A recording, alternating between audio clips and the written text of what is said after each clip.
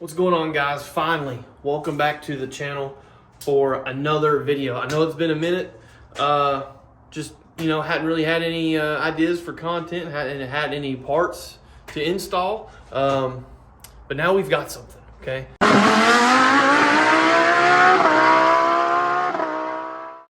It's the Aeroflow Dynamics grill and V2 splitter. Everything that I've watched online, all the other install videos and stuff, dude, I mean, it seems like a really easy install. You literally need a 10 mil socket and a flathead and a Phillips head, and that is absolutely it. So we are going to walk through it together. I'll walk you through it as I figure it out. I don't think it's going to be bad. The worst part about this is probably going to be the self-tappers that you have to drill in or screw in. Start off by taking off the front bumper because I got to take it off for the grill anyway, so might as well take it off for both, and we'll jump right into it. Let's go. All right, to start this off, you're gonna have 6 10 mil little screw bolt things to take this little guard gasket thing off. You're gonna have 6 of those, and then you have to take these clips right here. You're gonna have 1, 2, 3 of those, and if I'm not mistaken, all you do with those is pop the middle up with your flathead, and then these push down. I think we're gonna figure that out. We'll go ahead and get those off and show you what's next. We're just taking the hardware, put it in the box, and then I'll have to go through later and figure out what goes where. Oh god. All you do is take your flathead, push it up, and then it should pull out pretty well. I say easy, but yeah, just like that. It'll come out just like that. And once you get all those off, this bolts and the little rivets, this just comes off like so. We're going to take it and set it over here, out of the way. Might have to put it in the car eventually.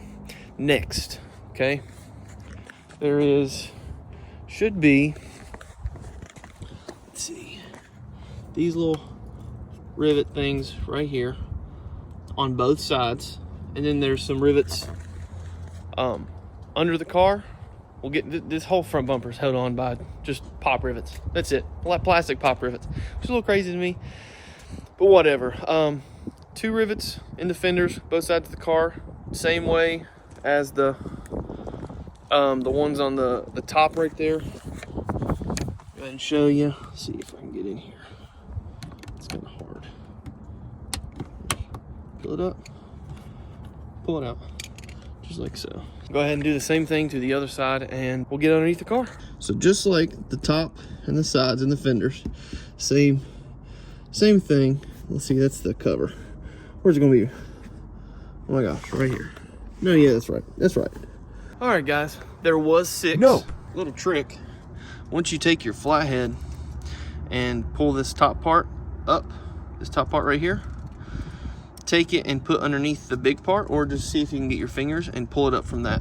Because if you try and pull it up from the little skinny part, you see it just keeps spreading. So if you pull it up from that, you can pull it out and it gets skinnier. It was just easier to do that way. Something I didn't figure out until like the last tube. Assuming I got all of the rivets and bolts, I believe, yeah, all I should do is pull this off.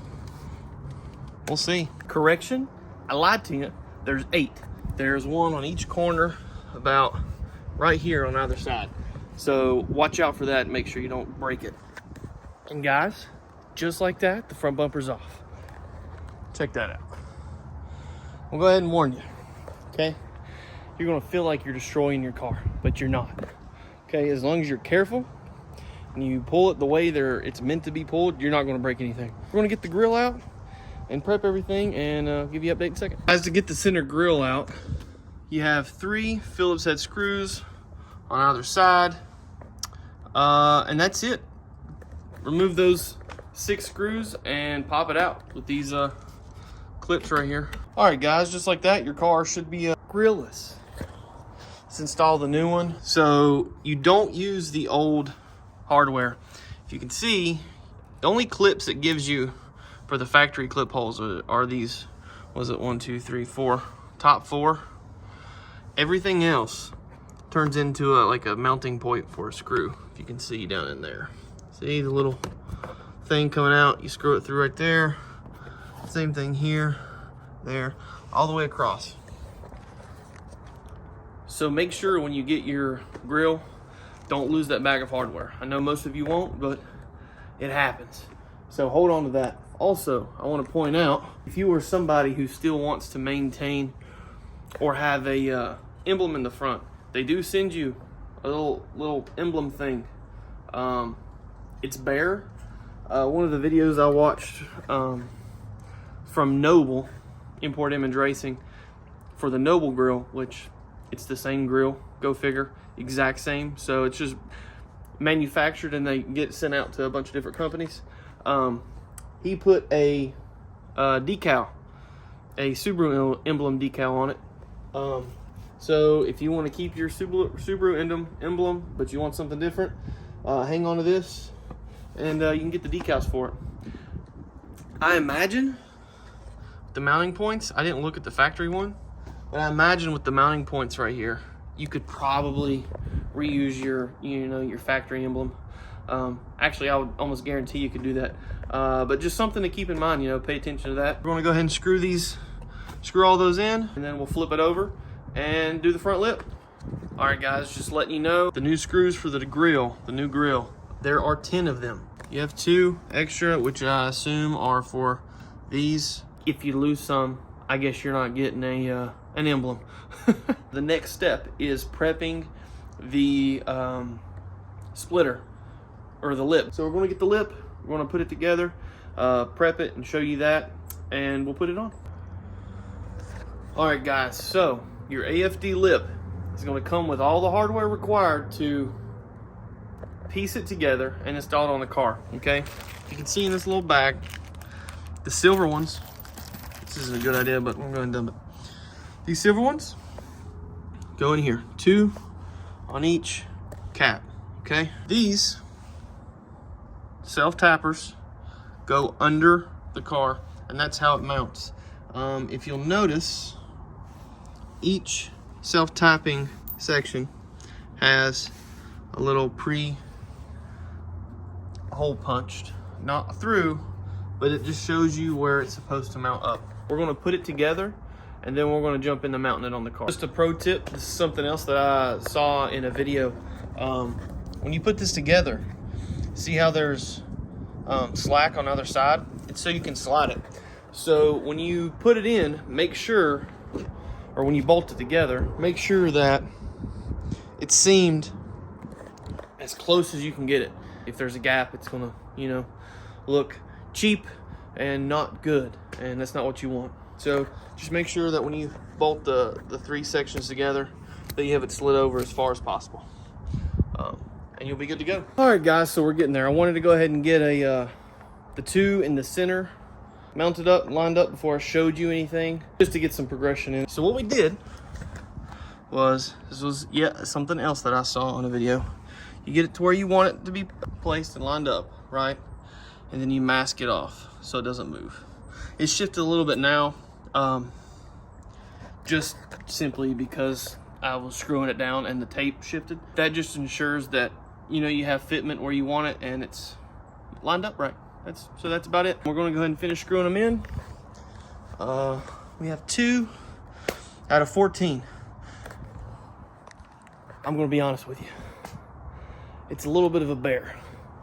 My forearms have a pretty solid pump. If you have access to like an electric ratchet or maybe an adapter for your drill or something, highly recommend using that to start it, and then hand tighten it the rest of the way to make sure you don't strip the plastic or break anything. We're going to go ahead and get the other 12 on, mount it to the car, and then show you the finished product. So catch you in a minute. All right, guys, we got all the self-tapping screws in. All, what did I say, 14, 15? God almighty, I lost count. Got all of them in. I ended up coming up with a pretty decent way to do it. I was starting it with the extension, okay? With the extension. And then I was, you know, starting it, making sure it was in there. Then I was tightening it up with the ratchet. And then I was finishing it with just the extension, so I didn't over tighten anything or anything like that. But she's on, bud. She's on. Only thing there is to do now is put the bumper back on the car, put all the million clips we got back in, and show you the end product and finally get to see it. So I'll catch you back up when we get the bumper on. All right, guys, we are finally done. I'm telling you, the freaking, oh my God, the self-tapping screws, pain in the butt to me. I thought, dude, it drove me crazy. And line it up. I'm such a particular person, which isn't a bad thing, but I'm so particular that I couldn't find a placement that I was happy with. And I had to just finally send it and just crank it down and just A-okay, you know what I mean? Sometimes you just gotta commit. That's the best thing to do. But we're done. Got the bumper back on. I wiped her down. Dude, I love it. Are you guys ready to see it? I'm sure you've seen it in pictures already or in the thumbnail, but this is freaking sexy.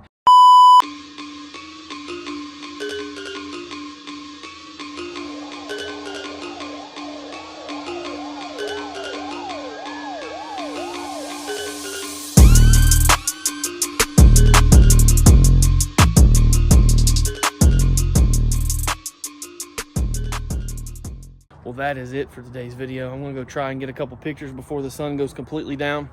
It's the only thing that sucks about winter. It's 5 o'clock and look at that, almost no daylight left. It's nuts.